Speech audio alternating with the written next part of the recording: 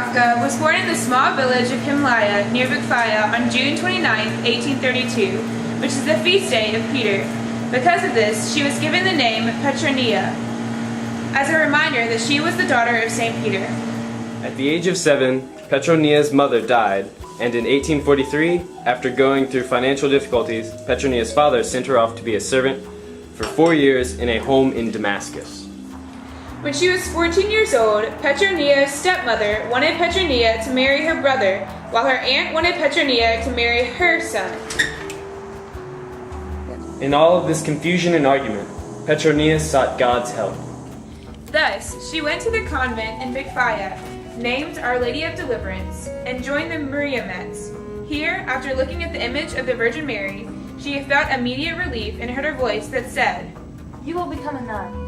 The Mother Superior took her in without questions, and Petronia refused to go back to her father and stepmother when they came to the convent to discourage her from becoming a nun. On the feast of St. Marin in 1855, she chose the name of Anissa, or Agnes, commencing her devotion to the convent. In 1860, Anissa went on a Jesuit mission to Mount Lebanon, where she witnessed the bloody massacres of the Druze sect that were going on at the time. Anissa was deeply affected by these massacres, and even had the courage to save a young boy by concealing him in the skirts of her habit. Later, while living in Maud, the convent underwent some changes, and Anissa again called to God to help her to do the right thing. In a dream, St. Anthony the Great came and spoke to her and told her, "Enter into the Lebanese Maronite order." Anissa entered into the convent of St. Simon on July 12, 1871, this time with the name Sister Rafka, after her mother. Rafka realized that she had never been sick, not even one day, so in 1855, Rafka prayed to God in the church. "Lord, why have you distanced yourself from me? Why are you far from me? You never visited me with sickness. Maybe you have forgotten your servant." That night, Rafka felt a great pain in her head and eyes. However, she muttered not a word of complaint, because she had asked for it. She believed her pain took her on the cross with the Lord.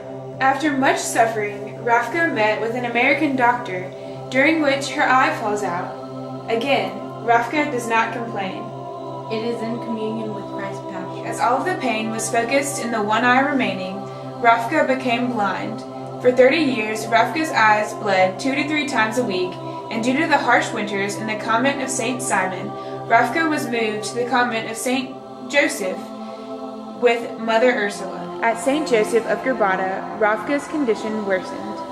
On the feast of Corpus Christi in October, Rafka managed to crawl into the chapel to the amazement of all the other sisters. "Do you want to go back, Sister Rafka?" "No, I would like to stay with the Lord."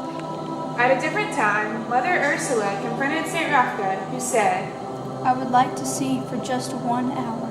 Upon saying this, Rafka was immediately able to see. "Tell me what you see." "I see 2 books, the Bible, and the lives of the saints." Mother Ursula called in several sisters to witness this miracle. They confirmed that Rafka could see because she could point out all the different colors on her bedquilt.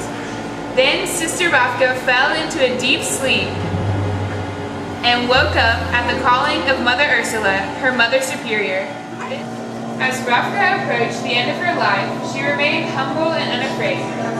On March 23, 1914, Rafka passed away after receiving her last communion before she died in the St. Joseph Monastery. On February 11, 1982, over 60 miracles were venerated in Rafka's name, and she was beatified on November 17, in 1985, by Pope John Paul II, who declared her a saint on June 10, 2001.